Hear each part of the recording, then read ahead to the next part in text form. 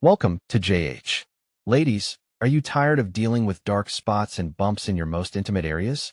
Today, we're testing Renew Hair Yoni oil to see if it's a miracle in a bottle or just another way to spend money on things we're too embarrassed to talk about.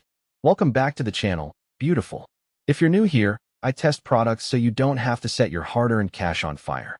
Today, we're diving into a topic many of us struggle with, but rarely discuss openly: intimate skincare.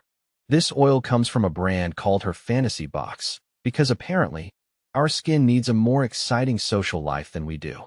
It's specifically designed for your most sensitive areas, claiming to tackle dark spots, razor bumps, and those soul-crushing ingrown hairs.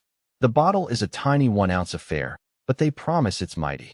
It smells like a mix of peaches and herbs, which is honestly a relief compared to products that smell like a high school chemistry lab. So what exactly is this oil promising?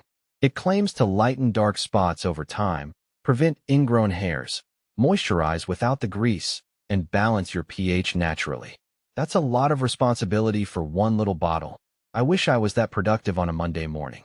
The good news is that it's packed with natural ingredients, so you aren't applying a science experiment to your delicate bits. It absorbs quickly, so you won't feel like a slip and slide once you get dressed. Just remember, it's for external use only. Don't get too adventurous. Real users are actually reporting smoother skin after just a few weeks, and some say their ingrown hairs have vanished completely. One dedicated customer used it for 7 months to see major improvements, which is a level of commitment I usually reserve for Netflix marathons.